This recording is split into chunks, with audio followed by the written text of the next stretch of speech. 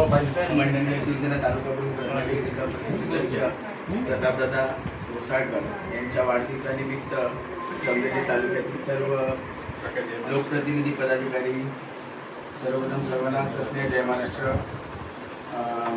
सगळेच बोलले, मला बोलायचं होतं मध्ये, मला आता आभार मानायला तुम्ही सांगितले. पण 2003 पासूनचा हा दादाचा प्रवास आहे. 2003ला तो शाखा प्रमुख झाला, सरपंच झाला, त्याच्यानंतर विभाग प्रमुख झाला.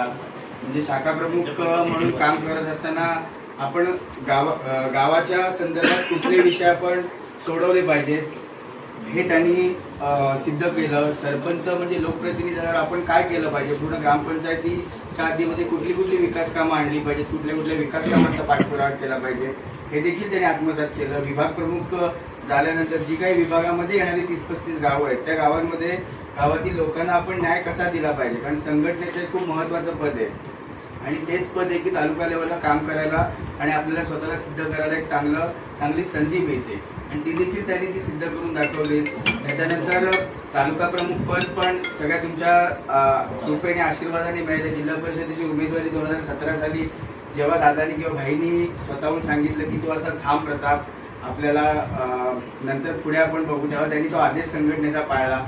कुठेही म्हणजे हुज्जत घालत बसला नाही किंवा मलाच पाहिजे किंवा मला त्या जिल्हा परिषद गटातून द्या. आणि देवाचे पण आभार मानेन, कारण जिल्हा परिषद गट हा 3दा कधीच खुला होत नाही, पण बाणकोट जिल्हा परिषद गट हा तिसऱ्यांदा खुला झाला आणि ह्यावेळेस उमेदवारी मागावी लागली नाही. उमेदवारी तुमच्या सगळ्यांच्या आशीर्वादाने सहकार्याने दादाला मिळाली. त्याचप्रमाणे मी सगळ्या विभाग प्रमुखांचे पण मी आभार मानेन, उपतालुका प्रमुखांचे आभार मानेन. कायम तुम्ही सगळेजण दादाच्या पाठीशी होतात. विशेष आभार मानेन अनिल रटाटे आणि संजय शेडगेंचे, कारण बाणकोट जिल्हा परिषद गट हा खूप मोठा आणि विस्तीर्ण 63 गावचा तो जिल्हा परिषद गट आहे.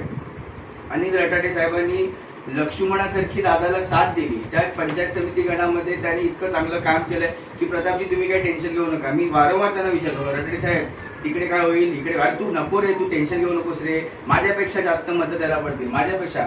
संजय शेडगेंचे आभार मानेन, पण या पंचायत समिती गणामध्ये देवारे पंचायत म्हणजे तुळशी गणामध्ये आम्ही फक्त 2च दिवस वेळ दिला, पण तो अख्खा पंचायत समिती गण संजय शेडगे तिथल्या कार्यकर्त्यांनी सांभाळला आणि त्या गणामधनं ह्या गणामधनं असं म्हणून 1,500ची त्यांना पंचायत समिती सदस्यापैकी 1,500 मतं जास्त पडली. म्हणजे ते आज असं म्हणत नाही की आम्हाला मतं कमी पडली, उलट ते गौरव नेहमी करतात की तुमची लोकप्रियता होती. आणि दादा तुम्ही सगळेजण म्हणता फोन उचलत नाही, जेव्हा सावरीतनं तो निघतो, एक पिशवी घेऊन निघतो, त्यात 50 लोकांची कामं असतात, ती कामं तहसीलला येऊन MSCBला येऊन तलाठी ऑफिसला येऊन ही करत येतो. का तर लोकांना भूर्दंड नको, STचा दिवसभर त्यांचा दिवस जातो, तलाठी वारस तपास असतो, ही सगळी कामं त्यांनी केलेली आहेत. त्यामुळे कधी तर रेवाळे साहेबांचा फोन येतो, मला म्हणतो तो रेवाळे साहेबांचं म्हणून नंतर मला आठवण कर. मग कार्यकर्ते भेटत जातात, नंतर दिवस निघून जातो. कारण मला असं वाटत नाही की एवढं कोण काम करत असेल, पण वैयक्तिक लाभाच्या ज्या गोष्टी असतात, अगदी संजय गांधी असेल, श्रावण बाळ असेल, त्या तालुक्यामध्ये सगळ्यात जास्त त्यांनी आज केलेलं आहे.